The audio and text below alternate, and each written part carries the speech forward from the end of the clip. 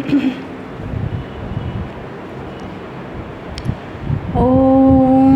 भद्रं कर्णेभिः शृणुयामदेवाः भद्रं पश्येमाक्षभिर्यजत्राः स्थिरैरङ्गैस्तुष्टुवांशस्तनूभिः वशेम देवहितं यदायुः स्वस्ति न इन्द्रो वृद्धश्रवाः स्वस्ति नः पूषा विश्ववेदाः स्वस्ति नस्तार्क्ष्यो अरिष्टनेमिः स्वस्ति नो बृहस्पतिर्ददातु।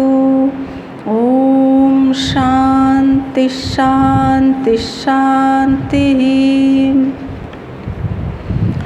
शङ्करं शङ्कराचार्यं केशवं बादरायणं सूत्रभाष्यकृतं वन्दे भगवन्तं पुनः पुनः। আপনাদের সকলের অন্তরস্থ পরমাত্মাকে অত্যন্ত ভক্তিপূর্বক অভেদভাবে নমস্কার নমস্কার নমস্কার। আজকে আমাদের আলোচ্য বিষয় ভগবান শঙ্করাচার্য বিরচিত বিখ্যাত প্রকরণ গ্রন্থ বিবেক চূড়ামণি। এখানে আমাদের আলোচনা চলছিল সাধন চতুষ্টয় সম্পর্কে।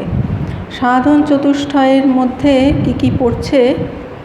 প্রথম হলো নিত্য অনিত্য বস্তু বিবেক। এই জগৎ সংসারে দুটি মাত্র বস্তু আছে, একটি হচ্ছে নিত্য বস্তু, যেটি হচ্ছে শাশ্বত চিরন্তন অপরিবর্তনশীল, আর আরেকটি হলো অনিত্য বস্তু, যেটি হচ্ছে ক্ষণস্থায়ী পরিবর্তনশীল অনিত্য। তাই এই দুটির মধ্যে পৃথকীকরণ দরকার। এই দুটির মধ্যে যে পৃথকীকরণ, সেটাকেই বলা হয় বিবেক, নিত্য অনিত্য বস্তু বিবেক। দ্বিতীয় সাধন হলো ইহামূত্র ফলভোগ বিরাগ। প্রথমত কোনটা নিত্য বস্তু অনিত্য বস্তু বুঝে নেবার পরে তারপরে অনিত্য বস্তুতে বৈরাগ্য এবং নিত্য বস্তুতে অনুরাগ প্রয়োজন।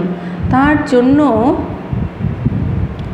দ্বিতীয় যেই সাধন সেইটি, যে এই জগতের থেকে শুরু করে ব্রহ্মলোকের ব্রহ্মার যে পদবী, সেই পর্যন্ত বস্তুতে বিরাগ। কেন বিরাগ? কারণ এইগুলো সবই হচ্ছে অনিত্য বস্তু, এই সবই এই লোকের মধ্যে অবস্থিত, তাই এইগুলো কিন্তু চিরস্থায়ী নয়। আর চিরস্থায়ী বস্তুই কিন্তু আমাদের একমাত্র দিতে পারে চিরস্থায়ী আনন্দ। তাই এই সমস্ত কিছুই যখন অনিত্য বস্তু, সুতরাং সেটি এক সময় শেষ হয়ে যাবে এবং সেইটি কিন্তু শেষে আমাদের দুঃখই প্রদান করবে। তাহলে এমন কি বস্তু আছে যেটাতে সমস্ত দুঃখের বিনাশ হবে, আত্যন্তিক দুঃখ নিবৃত্তি এবং পরমানন্দ প্রাপ্তি। আত্যন্তিক দুঃখ নিবৃত্তি অর্থাৎ যেই দুঃখ নিবৃত্তির পরে আর কখনোই দুঃখ আসবে না। দুঃখ নিবৃত্তি হলেই কিন্তু আমরা অনেকটা ভালো অনুভব করি, যেখানে কোনো উপদ্রব নেই, দুঃখ ইত্যাদি কোনো সমস্যা নেই, সেটাও কিন্তু সুখ। কিন্তু তাতেই আমরা থেমে থাকবো না। পরমানন্দ প্রাপ্তি, যেই আনন্দ হচ্ছে চিরস্থায়ী, সেই আনন্দের পরে আর কখনোই দুঃখ আসবে না। তো সেই জন্যে আমাদের কি প্রয়োজন? যেগুলো অনিত্য বস্তু সেইগুলোতে বৈরাগ্য দরকার, আর নিত্য বস্তুর ওপর অনুরাগ দরকার। সেই জন্য দ্বিতীয় সাধন হলো হলো ইহামূত্র ফলভোগ বিরাগ। আর তৃতীয় সাধন আমরা জেনেছিলাম যে সমদমাদি ষড্গ সম্পত্তি। এই যে সম্পত্তিগুলো, এইগুলো হচ্ছে নিত্য বস্তুতে স্থিত হওয়ার জন্যই সাধন। সম অর্থাৎ অন্তর ইন্দ্রিয়ের সংযম, দম অর্থাৎ বহির ইন্দ্রিয়ের সংযম, তিতিক্ষা শাশ্বত বস্তুর জন্য কষ্ট স্বীকার, দুঃখ সহন, আর সমদম তিতিক্ষা উপরতি। সমগ্র অনিত্য বস্তুর থেকে মনকে সরিয়ে এনে নিত্য বস্তুতে স্থাপন। তারপরে হলো শ্রদ্ধা, নিত্য বস্তুতে শ্রদ্ধা, আর সমাধান, যে নিত্য বস্তুতে স্থিতি হওয়া, সেই বস্তুতেই স্থিত হয়ে তার আনন্দ অনুভব করা, আর অন্য কোনো বস্তুতে, অনিত্য বস্তুতে মন না যাওয়া, এই হলো সমাধান। আর চতুর্থ সাধন হলো মুমুক্ষুত্বম, যে মুক্তি লাভের ইচ্ছা। দ্বিতীয় এবং চতুর্থ সাধনের যেখানে উৎকর্ষতা থাকে, অর্থাৎ ইহামূত্র ফলভোগ বিরাগ এবং মুমুক্ষুত্বম, এই দুটির যাদের মধ্যে উৎকর্ষতা দেখা যায় তারা কিন্তু অত্যন্ত ভাগ্যবান, ভাগ্যশালী। সেইটি কিন্তু খুব শীঘ্রই তাদের সেই যে উদ্দেশ্য তাতে সফল হতে সহায়তা করে। তারপরে সাধন চতুষ্টয় আলোচনার পরে আমরা জেনেছিলাম যে গুরু কীরকম হবেন। সাধন চতুষ্টয় সম্পন্ন যিনি সাধক, তিনি, তার কি কর্তব্য? গুরুর সমীপে আগমন। তারপরে বলেছেন যে তিনি যেই গুরুর কাছে আসবেন সেই গুরু কীরকম হবেন। তিনি হবেন শ্রোত্রিয়, অবৃজিন, অকামহত, ব্রহ্মনিষ্ঠম। এইগুলো আমাদের আগের দিন বিস্তারিত আলোচনা হয়েছিল। শ্রোত্রিয় অর্থাৎ শ্রুতি বিষয়ে জ্ঞানবান, বেদের বিষয়ে যিনি জানেন, বেদজ্ঞ। ব্রহ্মনিষ্ঠ, যিনি ব্রহ্মতেই স্থিত, ব্রহ্মেতেই যার নিষ্ঠা, ব্রহ্মই যার একমাত্র জীবনে, যার একমাত্র উদ্দেশ্য, এবং ব্রহ্মকেই যিনি জীবনে সর্বস্ব করেছেন, আর অন্য কোনো এজেন্ডা তার জীবনে নেই। অবৃজিন অর্থাৎ তিনি হচ্ছেন নিষ্পাপ, আর অকামহত, যার কোনো কামনা নেই, কামনা শূন্য, নিষ্কাম, অকাম, পূর্ণকাম। তো এইরকম যিনি গুরু, তার সমীপে শিষ্য যিনি সাধন চতুষ্টয় সম্পন্ন, তিনি গমন করবেন। এইটি হচ্ছে গুরুপসত্তি ও প্রশ্নবিধি। এইবার গমন করবার পরে শিষ্য তিনি গুরুর কাছে কিভাবে যাবেন তার শাস্ত্রীয় বিধিবদ্ধ নিয়ম আছে। সেইটি 36 নম্বর শ্লোকে বলছেন। কি বলছেন? তমারাধ্য গুরুং ভক্ত্যা প্রশ্রয় সেবনৈঃ প্রসন্নাং তমনুপ্রাপ্য পৃচ্ছেদ জ্ঞাতব্যমাত্মনঃ। তমারাধ্য গুরুং ভক্ত্যা প্রশ্রয় সেবনৈঃ প্রসন্নাং তমনুপ্রাপ্য পৃচ্ছেদ জ্ঞাতব্যমাত্মনঃ। তম আরাধ্য অর্থাৎ সেই আরাধ্য গুরুকে ভক্ত্যা ভক্তিপূর্বক, অত্যন্ত ভক্তিপূর্বক, প্রশ্রয় সেবনৈঃ, অর্থাৎ প্রণাম করে, প্রশ্রয় অর্থাৎ বিনয় সহকারে, সেবনৈঃ অর্থাৎ বিনয় সহকারে, সেবনৈঃ অর্থাৎ সেবার দ্বারা কি করতে হবে? আরাধনা করে, গুরুকে প্রণাম, বিনয় এবং সেবার দ্বারা আরাধনা করে, প্রসন্ন তার প্রসন্নতা প্রাপ্তি করতে হবে। তম সেই গুরুকে অনুপ্রাপ্য তার নিকটে উপস্থিত হয়ে, আত্মনঃ অর্থাৎ নিজের জ্ঞাতব্য জানবার বিষয় পৃচ্ছেদ জিজ্ঞাসা করবেন। এর আগের শ্লোকে গুরু কীরকম হবেন সেইটি বলেছেন, আর এই শ্লোকে বলছেন যে গুরুর কাছে কিভাবে যেতে হবে। গুরুর কাছে গিয়ে কিভাবে তার কাছে জ্ঞান প্রার্থনা করতে হবে সেইটি এই শ্লোকে বলছেন, যে সেই যে অহেতুক দয়ালু গুরু, সেই অহেতুক দয়ালু গুরুকে ভক্তি, প্রণাম, বিনয় এবং সেবাদির দ্বারা আরাধনা করে তার প্রসন্নতা প্রাপ্ত হয়ে তার নিকট বদ্ধাঞ্জলি রূপে উপস্থিত হয়ে নিজের জ্ঞাতব্য তত্ত্ব জিজ্ঞাসা করবে। কিভাবে জিজ্ঞাসা করতে হবে? গুরু তো একজন মহান ব্যক্তি, তার পরিচয় আমরা আগের শ্লোকেই পেয়েছি যে গুরু কীরকম। তিনি ক্ষত্রিয়, অবৃজিন, অকামহত, ব্রহ্মনিষ্ঠ। এইরকম যে রাশভারী গুরু, তার কাছে শিষ্য কিভাবে যাবেন, তার যে নিয়ম, যে তিনি সেই আর যিনি ক্ষত্রিয় ব্রহ্মনিষ্ঠ গুরু, তিনি তো ব্রহ্মেই সর্বদা স্থিত, তিনি তো ব্রহ্মকে অনুভব করে তিনি পরিপূর্ণ হয়ে গেছেন, তাই তার জাগতিক কোনো চাওয়া পাওয়ার বিষয় নেই। আর তিনি যে কৃপা করেন সেইটি তার করুণাবশত, অন্য কোনো জাগতিক বস্তু প্রাপ্তির জন্য বা জাগতিক কোনো তার কামনার জন্য, কোনো লেনদেনের জন্য কিন্তু তিনি কৃপা করেন না। তিনি অহেতুকভাবেই শিষ্যের কল্যাণের জন্যই কৃপা করেন। সেই জন্য গুরুকে বলছেন যে তিনি হচ্ছেন অহেতুক কৃপা সিন্ধু, তার কৃপার জন্য বিশেষ কোনো কারণ নেই, তিনি অহেতুকভাবেই কৃপা করেন। সেই রকম যিনি অহেতুক দয়ালু গুরু, তাকে কীরকম করতে হবে? তার প্রতি যথেষ্ট পরিমাণে ভক্তি থাকা দরকার।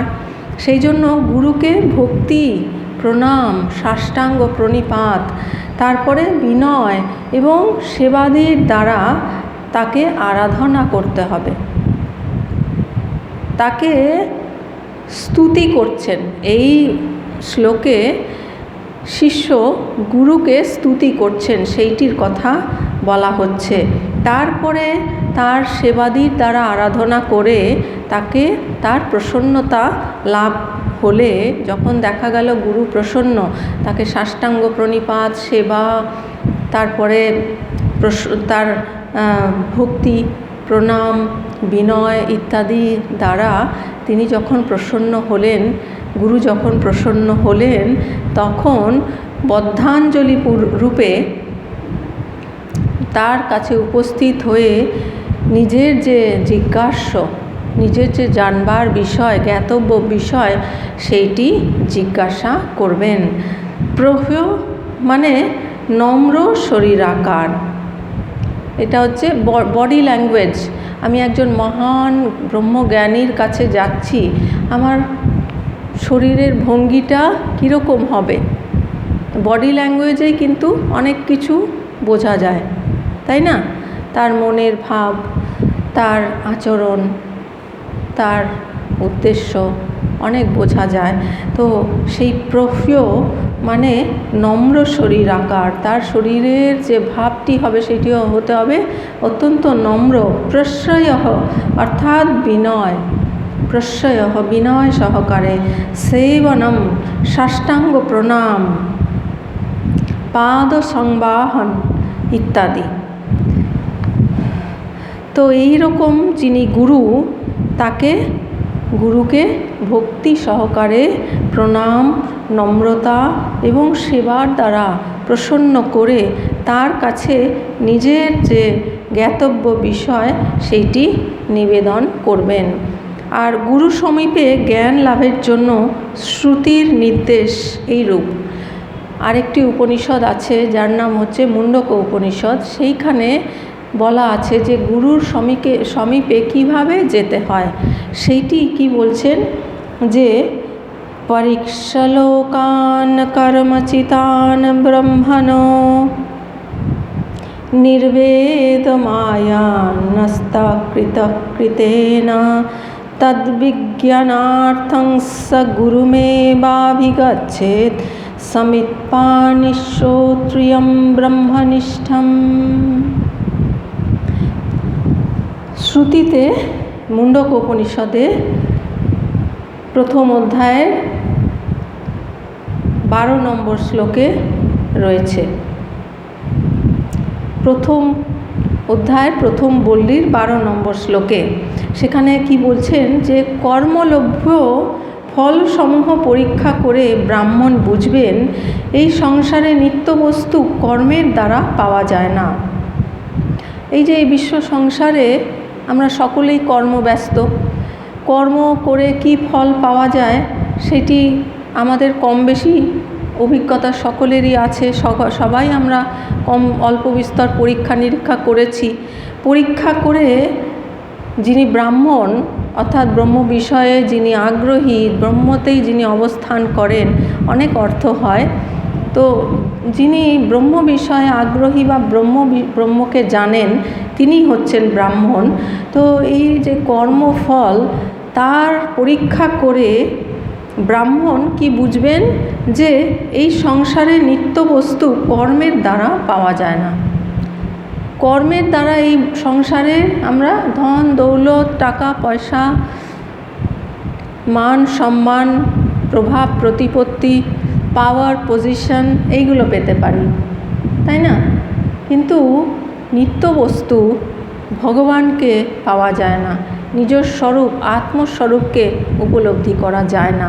এটি কে বুঝতে পারেন?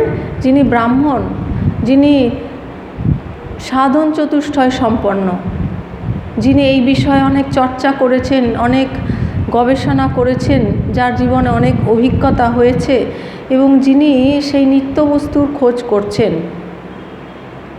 তিনি দেখলেন যে তার অভিজ্ঞতায় যে এই বিশ্ব সংসারে অনেক কোটি কোটি কর্মর দ্বারা আমরা অনেক কিছু জাগতিক বস্তু পেতে পারি, কিন্তু সেই যে শাশ্বত চিরন্তন বস্তু সেইটির পাওয়া যাবে না।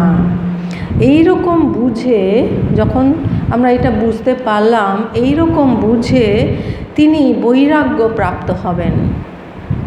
যখন দেখা গেল আমাদের জীবনের উদ্দেশ্য হচ্ছে সেই আত্যন্তিক দুঃখ নিবৃত্তি, পরমানন্দ প্রাপ্তি, আর সেইটি কিন্তু কোনো বস্তুর দ্বারা পাওয়া যায় না, এই জাগতিক কোনো বস্তুর দ্বারা পাওয়া যায় না। ঠাকুর শ্রীরামকৃষ্ণদেব বলছেন যে অর্থের দ্বারা কি হয়? ঘর দুয়ার, টাকা, খাওয়া, ঘর, কাপড় জামা এই সব হতে পারে, কিন্তু সেই নিত্য বস্তুকে পাওয়া যায় না।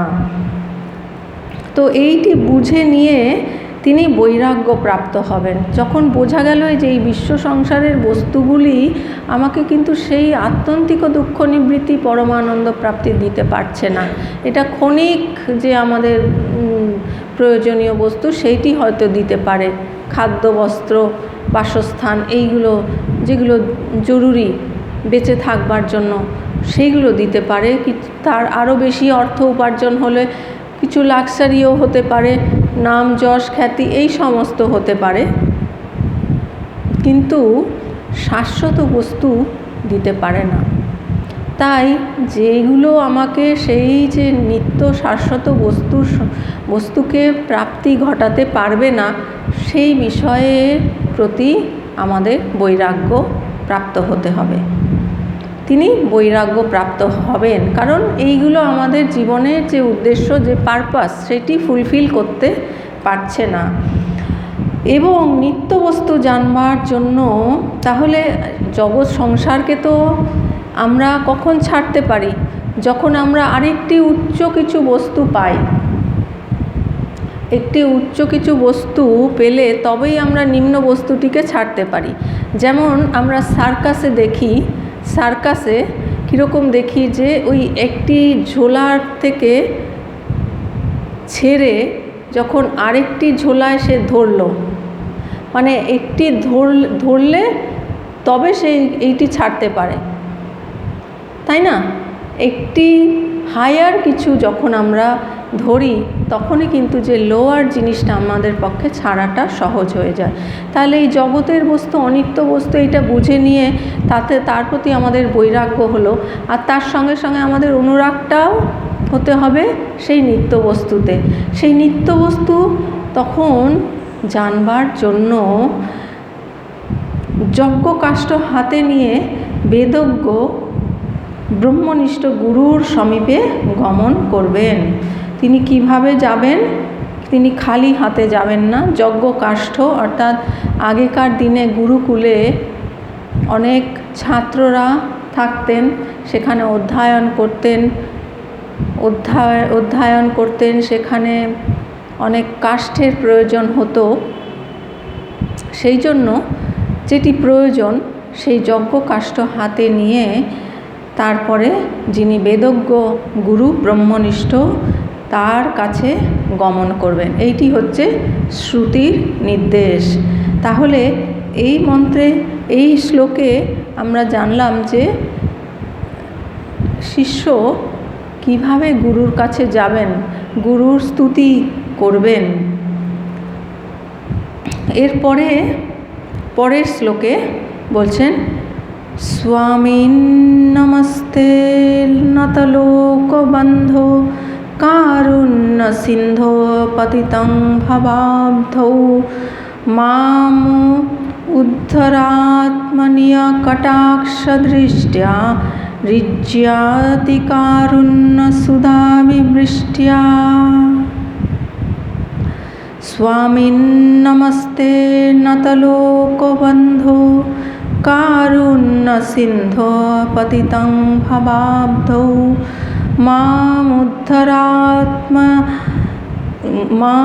উদ্ধরাত্মীয় কটাক্ষদৃষ্ট্যা ঋজ্যাতি কারুণ্য সুধাবিবৃष्ट्या। স্বামীন অর্থাৎ হে প্রভু, নমস্তে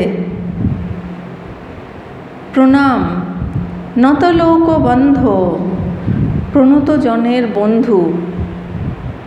নত অর্থাৎ যিনি প্রণত, প্রণত লোকের বন্ধু। কারুণ্য সিন্ধু যিনি করুণার সাগর। পতিতং ভবাব্ধ অর্থাৎ এই সংসার সমুদ্রে পতিতং যিনি পতিত। সেটি কি না, মাং আমাকে, ঋজ্যা অর্থাৎ সরল, অতি কারুণ্য সুধাবিবৃष्ट्या অতি করুণা অমৃত বর্ষণকারী, আত্মীয় কটাক্ষ দৃষ্টা আপনার কটাক্ষ দৃষ্টির দ্বারা উদ্ধার করুন। উদ্ধর মানে উদ্ধার করুন। এই যে শ্রদ্ধেয় ব্রহ্মনিষ্ঠ অবৃজিন অকামহত গুরু, তার সেবা করলে কিন্তু অনেক উপকার হয়।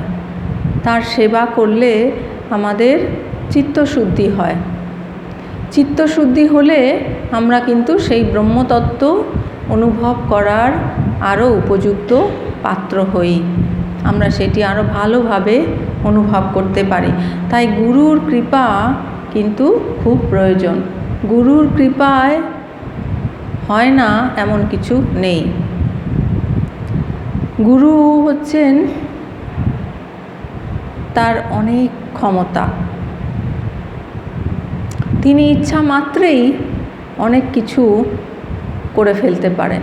আগের দিন আমাদের আলোচনা হয়েছিল যে শঙ্করাচার্য তিনি শিষ্যদের উপদেশ দেবেন। একজন শিষ্য তার আসতে একটু দেরি হচ্ছে, তিনি অত বেশি জ্ঞানবান নন, কিন্তু তার অত্যন্ত গুরুভক্তি। তিনি গুরুর খুব সেবা করেন, গুরুর তিনি ঐকান্তিক সেবক। তো গুরুর সেবার জন্য তার আসতে একটু বিলম্ব হচ্ছে দেখে অন্যান্য শিষ্যরা ভাবছেন যে এর জন্য গুরু এরকম দেরি করছেন, বিলম্ব করছেন। এই ভাবা মাত্রই ভগবান শঙ্করাচার্য, তিনি তো অন্তর্যামী, তার মনে হলো যে যাকে ওরা অবজ্ঞা করছে তার এক্ষুনি জ্ঞান হয়ে যাক। এইটি তার মনে আসা মাত্রই, তার মনে হওয়া মাত্রই সঙ্গে সঙ্গে সেই শিষ্যের জ্ঞান উৎপন্ন হয়ে গেল। আর সেই জ্ঞানটি অনুভব করে তিনি আনন্দের সঙ্গে ত্রটক ছন্দে সেই জ্ঞানের বর্ণনা করতে করতে গুরু সমীপে এলেন। পরবর্তীকালে তারই নাম হলো ত্রটকাচার্য। তাহলে গুরুর ইচ্ছা মাত্রই তিনি কিন্তু সব প্রদান করতে পারেন, জ্ঞান প্রদান করতে পারেন। তাই গুরুর সেবা, গুরুর ঐকান্তিক সেবা কিন্তু খুবই কল্যাণকারী। সেইটি আমাদের চিত্তশুদ্ধি শুধু করে না, আমাদের অশেষ কল্যাণও করে। তাই বলছেন যে হে প্রভু, সেই যে গুরু, তিনি এত শ্রেষ্ঠ, এত মহান যে তাকে যেভাবেই আমরা স্তুতি করি না কেন সেটিও কিন্তু যেন যথেষ্ট নয়। তবু আমাদের স্তুতি করতেই হবে, ভাষায় আমাদের বলতেই হবে, কিন্তু হৃদয়ের ভাবটা হবে যেন ভাষার চেয়ে আরও অনেক উঁচুতে, আরও অনেক উচ্চে। হে প্রভু, প্রণত জনের বন্ধু, করুণা সাগর, আপনাকে প্রণাম। আপনার সরল অতি করুণা অমৃত বর্ষণকারিণী নিজ কটাক্ষ দৃষ্টির দ্বারা সংসার সমুদ্রে পতিত আমাকে উদ্ধার করুন। এইখানে শিষ্য গুরুর স্তব করছেন যে গুরু কীরকম। তিনি হচ্ছেন যে প্রণত জনের বন্ধু, যিনি তার কাছে প্রণত, গুরুর কাছে যিনি সারেন্ডার করেছেন, প্রণত হয়েছেন, প্রণিপাত করেছেন, প্রণাম করেছেন, তার তিনি বন্ধু। আর করুণা সাগর, তার যে করুণা সেটি সাগরের মতোই বিশাল, অসীম। সেই করুণা সাগর, এই বলে তিনি গুরুকে স্তুতি করছেন, তার স্তব করছেন, তার কাছে প্রার্থনা জানাচ্ছেন।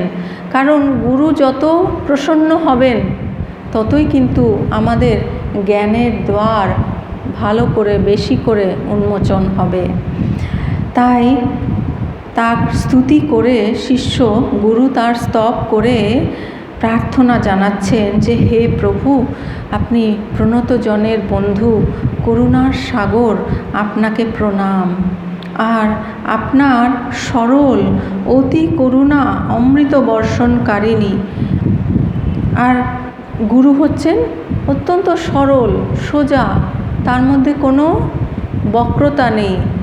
তিনি সত্যে প্রতিষ্ঠিত, আর সত্য যেটি সেটি হচ্ছে সরল। আর যেখানেই অসত্য সেখানেই কিন্তু বক্রতা, অসরলতা, মিথ্যা। আর যেটি হচ্ছে সত্য সেইটি হচ্ছে ঈশ্বর, সেই হচ্ছে আত্মা, তিনি হচ্ছেন ব্রহ্ম। সেই জন্য যিনি গুরু তিনি হচ্ছেন অত্যন্ত সরল। আর কীরকম? অতি করুণা অমৃত বর্ষণকারিণী। তিনি যে জ্ঞানটি প্রদান করেন সেইটি যেন, সেটি কি? অমৃত, অমৃত বর্ষণকারিণী, যেটা আমাদের এই মৃত্যু সংসার সাগর থেকে আমাদের উদ্ধার করে। সেই জন্য সেই জ্ঞানটি হচ্ছে অমৃত তুল্য, অমৃত করুণা বর্ষণকারিণী। নিজ কটাক্ষ দৃষ্টির দ্বারা সংসার সমুদ্রে পতিত আমাকে উদ্ধার করুন। আমি এই সংসার সমুদ্রে পতিত হয়ে আমি খুব কষ্ট পাচ্ছি। এই সংসার সমুদ্র থেকে আমি উদ্ধার পেতে চাই। এই সংসার সমুদ্র থেকে আপনি আমাকে রক্ষা করুন আপনার করুণা কটাক্ষ দৃষ্টির দ্বারা। প্রণতজনের হিতকারী দয়া সিন্ধু, হে প্রভু, তোমার সরল করুণা অমৃত ধারা বর্ষণকারী স্নিগ্ধ কৃপা কটাক্ষপাতের দ্বারা সংসার সমুদ্রে পতিত আমাকে উদ্ধার করুন। তাহলে এইভাবে গুরুর কাছে গিয়ে তার কাছে জ্ঞানের জন্য প্রার্থনা করতে হয়, তার কাছে স্তুতি করতে হয়, করে তার প্রসন্নতা লাভ করে তারপরে আমাদের এই যে সংসার সমুদ্র থেকে পার হওয়ার যে উপায় সেইটি জেনে নিতে হয়। এরপর পরের শ্লোকে বলছেন যে दुर्वार संसार दवाग्नितप्त्यं दोधूयमानं दुरदृष्टवातैः भीतं प्रपन्नं परिपाहि मृत्यो शरण्यमन्यद्यदहं न जाने। दुर्वार संसार दवाग्नितप्तं दोधूयमानं दुरदृष्टवातैः भीतं प्रपन्नं परिपाहि मृत्यो शरण्यमन्यद्यदहं न जाने। আগের শ্লোকে প্রথমের আজকে আমাদের যেই শ্লোক 36 নম্বর থেকে শুরু হয়েছিল, সেইখানে প্রথম শ্লোকে গুরুকে কিভাবে গুরুর কাছে যেতে হয় সেটি বললেন। আর তারপরে দ্বিতীয় শ্লোকে অর্থাৎ 37 নম্বর শ্লোকে গুরুর সমীপে গেছেন, গিয়ে এবার গুরু স্তব করে গুরুর প্রসন্নতা লাভ করলেন, গুরুর কাছে প্রার্থনা জানিয়ে। আর এই শ্লোকে বলছেন যে এই যে সংসার, এই সংসার সমুদ্রটা কীরকম তার বর্ণনা করছেন। অর্থাৎ এইটি হচ্ছে শিষ্যের অভিজ্ঞতা। শিষ্য অনুভব করেছেন যে এই সংসারটা কীরকম, সেটি বলছেন যে হে প্রভু, দুর্বার সংসার দাবানলে দগ্ধ, অশুভ অদৃষ্ট বায়ুতে দুর্বার সংসার দাবাগ্নি তপ্তম। দুর্বার সংসাররূপ দাবানলে দগ্ধ, এই যে সংসার এটি হচ্ছে একেবারে দুর্বার আর দাবানলে দগ্ধ। সেই দাবানল যে অগ্নি, তাতে সর্বদাই দগ্ধ হতে হচ্ছে। দুরদৃষ্টবাতৈহি, অশুভ অদৃষ্টরূপ প্রচণ্ড বায়ুর দ্বারা দোধূয়মানম, অতীব কম্পিত হচ্ছে আমাদের যে অদৃষ্ট, দৃষ্ট অদৃষ্ট দুরকম কর্মফল থাকে। একটি হচ্ছে দৃষ্ট ফল, যেটি আমরা দেখতে পাই। যেমন ধরুন, আপনি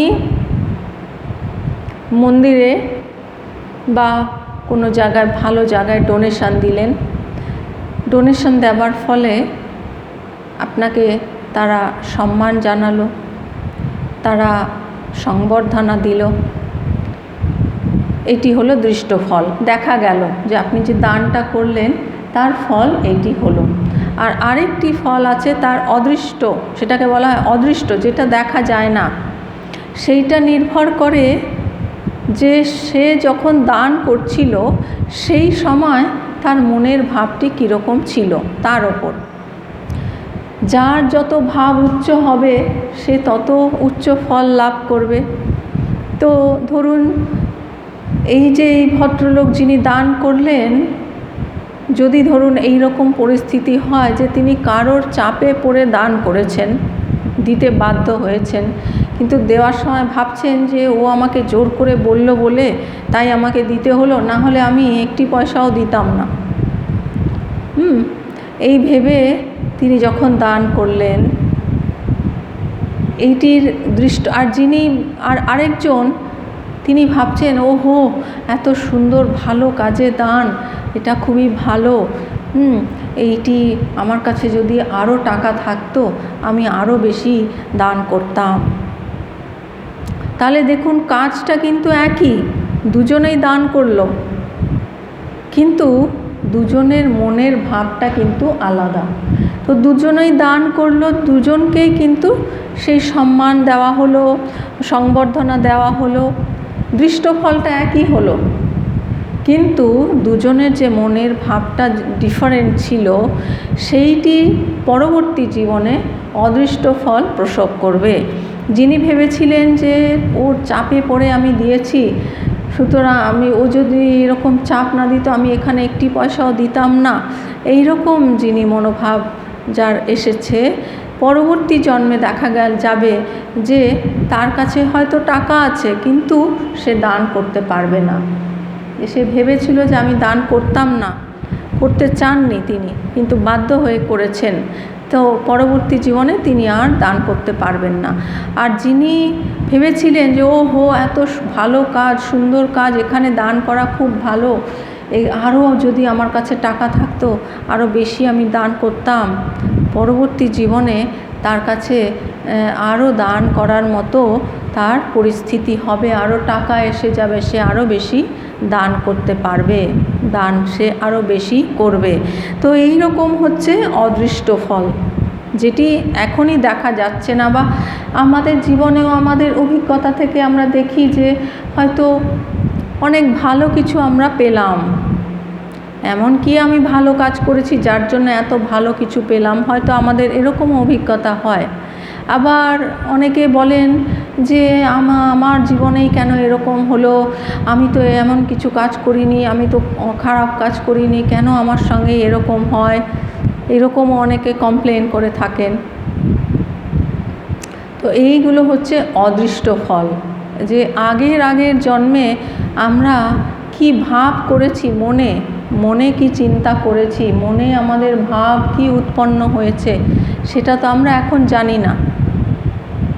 সেই জন্য ঠাকুর বলেছেন না যে ভাবের ঘরে যেন চুরি না থাকে, যেন ভাবটি হয় শুদ্ধ, মনে যেন কখনো অশুদ্ধ ভাব না আসে, অপবিত্র ভাব না আসে, তাহলে সেইটি কিন্তু আমাদের পরবর্তী জন্মের কর্মবীজ হয়ে যায়। অশুভ শুভ যেটি হোক সেটি কর্মবীজ হয়ে গেল এই জন্মে, পরবর্তী জন্মের জন্য ওইটি কিন্তু ফল প্রসব করবে।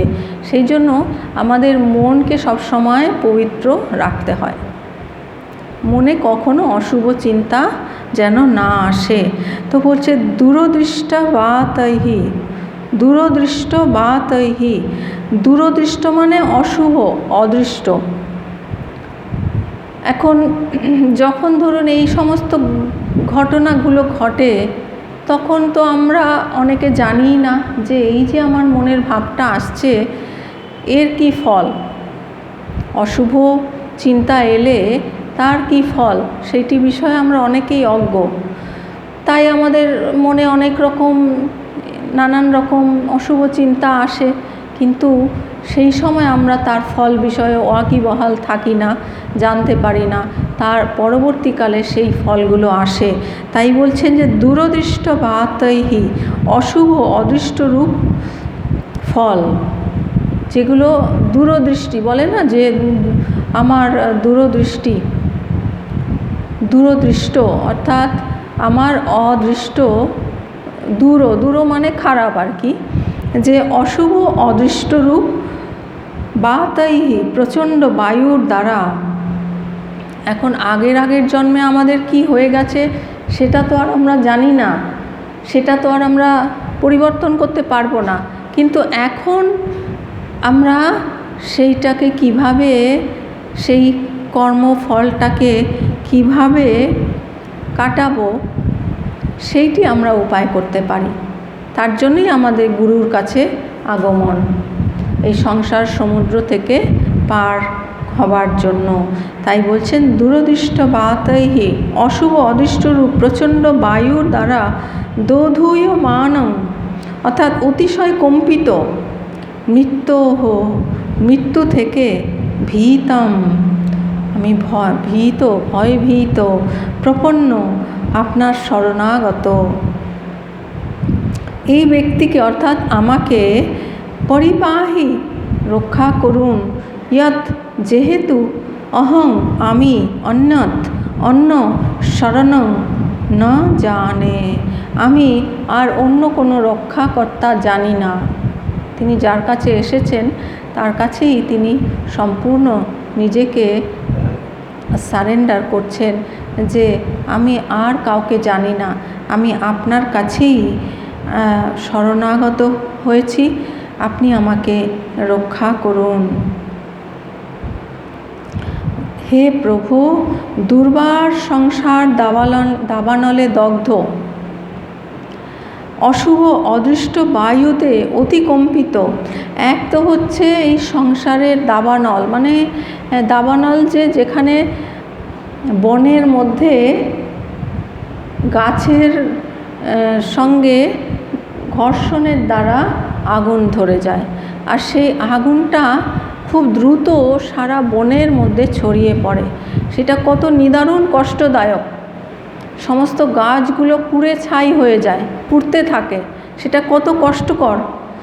তারপরে সেই দাবানলে তো দগ্ধ হচ্ছেই, তার উপরে আরও কি অশুভ অদৃষ্ট বায়ুতে অতিকম্পিত। তার মধ্যে আবার সেখানে যদি হাওয়া, জোরে হাওয়া বয়, প্রচণ্ড হাওয়া বইছে, তাহলে একে তো দাবানলের অগ্নি, তার উপরে আবার প্রচণ্ড বায়ু, বিশাল একটা ঝড়ের মতো বায়ু, সেটা সেই আগুনটাকে আরও ছড়িয়ে দিচ্ছে, আরও বাড়িয়ে দিচ্ছে। তাতে কি হচ্ছে, মৃত্যু হতে ভীত।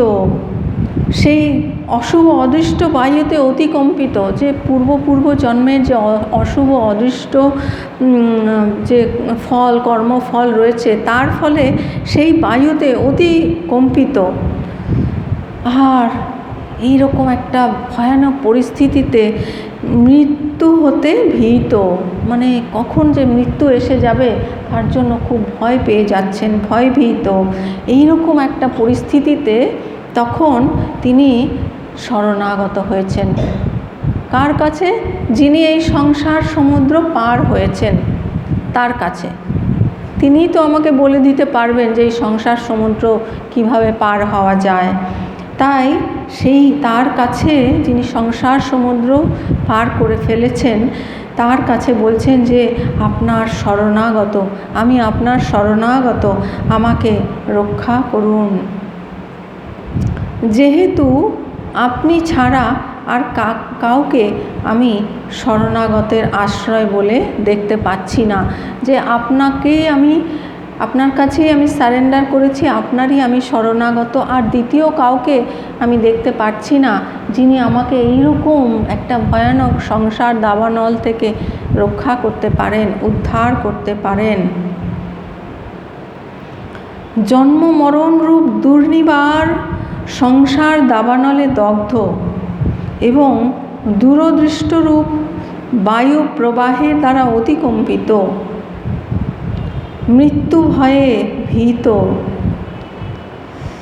এই সংসারের এই বর্ণনাটা দিচ্ছেন যে সেই প্রচণ্ড দাবানলে দগ্ধ, তার উপরে আবার দূরদৃষ্টিরূপ প্রচণ্ড বায়ু প্রবাহ, তার দ্বারা অতিকম্পিত, সেই বায়ুটা অতিকম্পিত, একটা ভীষণ একটা ভয়ানক পরিস্থিতি, কখন মৃত্যু এসে যাবে, মৃত্যু ভয়ে ভীত। এইরকম পরিস্থিতিতে আমি তোমার শরণাগত, আমাকে রক্ষা করো। তোমার ছাড়া আর কোনো আশ্রয়স্থল আমি জানি না। যে গুরুর কাছে আমি তার কৃপা পেতে চাই, তার আশ্রয় লাভ করতে চাই, তিনি তো, তার কাছেই তো আমি সারেন্ডার করেছি, তিনি আমার একমাত্র আশ্রয়। তিনি ছাড়া আর দ্বিতীয় কাউকে আমি পাচ্ছি না, যে যার কাছে আমি এই সংসার সমুদ্র থেকে উদ্ধার পাবার পথ পেতে পারি। আমি আপনারই কাছে শরণাগত, আপনারই কাছে আশ্রিত। অতীত জীবনে কৃত কর্মসমূহের সমষ্টি, সাধারণত যার আংশিক ফল বর্তমান জীবনে ভোগ হয়, তাকে অদৃষ্ট কর্ম বলে। অতীত জীবনে আমাদের অনেক কর্ম হয়েছে, সেই বিশাল পরিমাণ কর্মের মধ্যে একটি অংশ এই জীবনে সেইগুলো ফল দিচ্ছে। সেই কর্মগুলির ফল দেবার জন্যই আমাদের এই শরীর প্রাপ্ত হয়েছে, সেই কর্মগুলি ভোগের জন্যই। সেই জন্য এই শরীরকে কি বলা হয়? ক্ষেত্র। যেমন জমিটা হচ্ছে ক্ষেত্র, সেই জমিতে ফল দেয়, ফসল ফলে, সেই রকম এই শরীরটা হচ্ছে ক্ষেত্র বলা হয় এটাকে, যেটিতে ফল প্রদান হয়, ফল আসে, পূর্বজন্মের কৃত ফল আসে।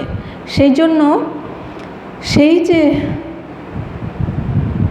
ক্ষেত্র, সেইটি হচ্ছে আমাদের অতীত জন্মের কর্মফলের জন্যই এটি উৎপন্ন হয়েছে, এই ক্ষেত্র বা শরীর উৎপন্ন হয়েছে। সেই জন্য বলছেন যে অতীত জীবনের কৃত কর্মসমূহের সমষ্টি। সাধারণত যার আংশিক ফল বর্তমান জীবনে ভোগ হয় তাকে অদৃষ্ট বলে। পূর্বজন্মের অনেক অনেক কর্মের মধ্যে আংশিক কর্ম যেটি ফলোন্মুখ হয়েছে এই জন্মে ফল দেবার জন্য তাকে অদৃষ্ট বলে। অর্থাৎ অদৃষ্টের বলার আরেকটা কারণ হচ্ছে যেটা আমরা দেখতে পাচ্ছি না। অনেক শুভ কর্ম আমাদের জীবনে হতে দেখা যায়, তো এইটা এত ভালো কি করে রেজাল্ট হলো আমরা অনেক সময় বুঝতে পারি না। তখন বুঝে নিতে হবে যে কিভাবে যে পূর্বজন্মে আমরা ভালো কাজ করেছিলাম, ভালো চিন্তা করেছিলাম, সেই জন্য এইটি ভালো ফল এসেছে। আবার যখন কোনো খারাপ কোনো ফল আসে তখন আমরা অন্যকে দোষারোপ করি, তাই না? ভালোটা যখন হয় তখন আমি করেছি, আর খারাপটা হলে তখনই আমরা অন্যের ঘাড়ে দোষ চাপিয়ে দিতে চাই। তো সেইটি কিন্তু ঠিক নয়, কারণ কেউ কিন্তু দোষী নয়। যা কিছু হয় আমাদের জীবনে সবই কিন্তু আমাদেরই কর্মফল। তাই অনেক যখন আমাদের জীবনে কোনো খারাপ ঘটনা ঘটে, কোনো কষ্ট দুঃখ আসে, জীবনে কঠিন পরিস্থিতি আসে, তখন আমাদের কি বুঝে নিতে হবে যে পূর্বে আমরা কিছু অশুভ চিন্তা করেছিলাম, তার ফল রূপে এটি এসেছে। এইটি যখন আমরা ভেবে নেব তখনই কিন্তু আমাদের মনের কষ্ট চলে যাবে। আর যখনই আমরা অন্যকে দোষারোপ করব তখনই কিন্তু আমাদের ভীষণ ভেতরে কষ্টটা অনেক গুণ বেড়ে যাবে। আর সেইটি তো এই জন্মে এখন তো আমাদের ভেতরে তখন জ্বলতে থাকবে, তাই না? জ্বলন হতে থাকবে, কষ্ট হতে থাকবে। এই জীবনটাও কষ্ট হলো, আর নতুন কর্ম তৈরি হয়ে গেল যেটি আবার পরবর্তী জীবনে অশুভ ফল প্রদান করবে। সেই জন্য আমাদের খুব সাবধানতা অবলম্বন করা দরকার। আর দূরদৃষ্ট অর্থে অতীত জীবনের মন্দ কর্মসমূহের ফলের সমষ্টি। দূরদৃষ্ট অর্থাৎ অতীত জীবনে আমরা যেসব মন্দ কর্ম হয়ে গেছে তার সেই সমস্ত কর্মফল সমূহের সমষ্টি, সেটি হচ্ছে দূরদৃষ্ট। তো যাই হোক, এইটি আমরা বুঝে নিয়ে এখন পূর্বজন্মে যা হয়ে গেছে সেটি তো আর এখন আমরা পরিবর্তন করতে পারবো না। তাই সবচেয়ে কি বুদ্ধিমানের কাজ, যা হয়েছে তাকে গ্ল্যাডলি অ্যাকসেপ্ট করে নিতে হবে। যা হয়েছে ভালোর জন্য, এর জন্য কেউ দায়ী নয়, আমার কর্মই দায়ী। তাহলে এই পরিস্থিতি থেকে আমি এবার কিভাবে উদ্ধার পাবো সেইটির দিকে আমাদের লক্ষ্য করতে হবে। সেইটিই বলছেন যে এইরকম অবস্থাতে তিনি সেই ব্রহ্মজ্ঞ জ্ঞানী গুরুর কাছে গিয়ে তার কাছে সাষ্টাঙ্গ প্রণিপাত করে এই সংসার সমুদ্র থেকে উদ্ধার পাবার পথ প্রার্থনা জানাচ্ছেন। ওম পূর্ণমদঃ পূর্ণমিদং পূর্ণাৎ পূর্ণমুদচ্যতে পূর্ণস্য পূর্ণমাদায় পূর্ণমেবাবশিষ্যতে। ওম শান্তি শান্তি শান্তি। হরি ওম তৎসৎ। শ্রীরামকৃষ্ণার্পণমস্তু।